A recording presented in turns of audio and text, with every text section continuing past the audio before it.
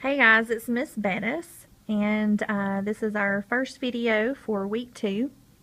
And your child should have brought this packet home last night. So I just want to go over a few things to help better explain what they are to be doing each week. And the first page that you'll notice is your homework guide. These steps up here just give you an idea of some things that you can be doing at home to help them achieve the strategies that we're going over each week. And you'll just have to excuse if my hand's a little shaky because I'm videoing and holding this at the same time. But you'll notice on week 1, which is this week, and this is week 1 of Unit 2, it has a section for you to do on Monday through Thursday. Now again, if you decide that you're going to do 2 of them on one day, that's totally fine. But a lot of people are having questions on what does dictate actually mean. Dictate is just another word for to call out. So, like last night for our review words, it was to call out trust, swept, splash, and crisp. When you call those out, and the kids should be familiar with calling the word out. You call the word out, they repeat the word, and then let them tap the word out. So, like trust, they would tap it out.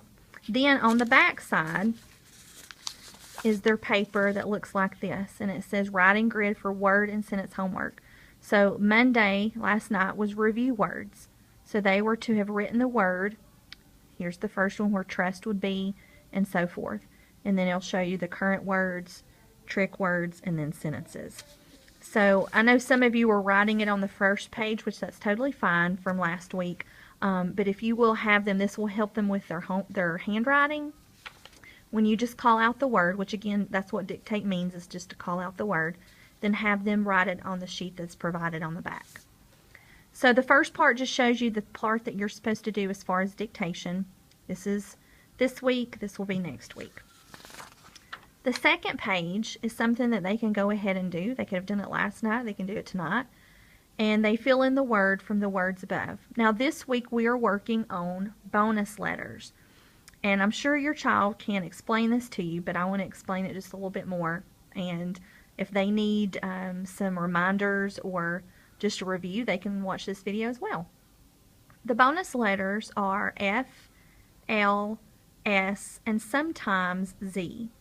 In a bonus letter, if the F, L, S is at the end of a word, and it follows a short vowel, then it's going to have a bonus letter. The F, L, and S has to come immediately after the vowel. So example, stuff. Stuff has one syllable and it has one vowel. And the F comes immediately after the vowel, and so it is going to double that consonant. Same thing with dress. You have one vowel, the S comes immediately after that vowel, so you're going to double the S, and so forth. So all of these words have our special bonus letters. So they can fill in the blank here of which word makes sense. Plus it's a review on all of these words that have the double letters. Now you'll notice swing and stung do not. But this is an example of what we're going to be working on later on about some different types of endings that changes the sounds of the vowels. So we'll move more on into that later. The next activity is to do the read, write, and mark activity, which last week they were getting really good and comfortable with marking a word. We marked digraphs, we marked closed syllables, and blends. This one, what you could do is have them read the word, have them tap it out, then they are to copy it on the line and mark them up. They put a star over any bonus letter, so any of the L, S, or F, and sometimes Z, they would put a star over that bonus letter, which Hall has the extra L star above it. Then they can box all the welded words, which welded words we talked about yesterday, where sometimes when you have the bonus L, it changes the short A sound to all instead of ah. You replace the A and L to that all sound. So like hall tapped out would be all. Okay, so it's not going to be all. It's all. The way that we mark that, or I show the students with the sounds, it's going to have the O and L. We put the little dot up there just to make sure it's not the short vowel. Same thing with mass. You put your star above it. And again, the all words are only going to be the ones that are boxed. So if we look down through here, there's none going to be on this side, down here at the bottom. So the way that the kids would mark that and they would write it is T,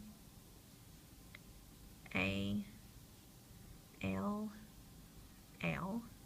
They would put a little star. And I always tell the kids, if you can't do a star, just do an X and cross through.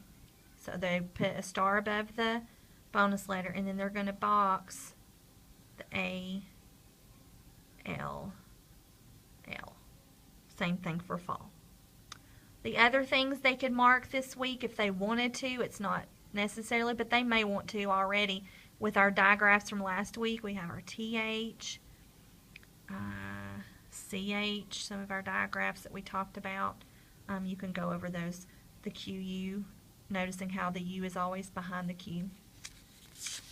And then our last one is do the sentence correction activity. So they're going to talk about, and we're talking in class about what a sentence looks like.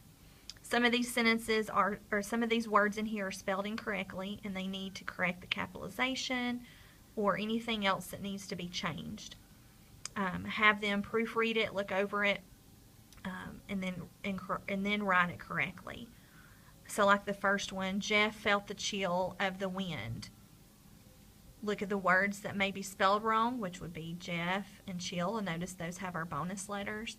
They can write those down here, and then they can pick two sentences to write on the grids below. So they can put over there.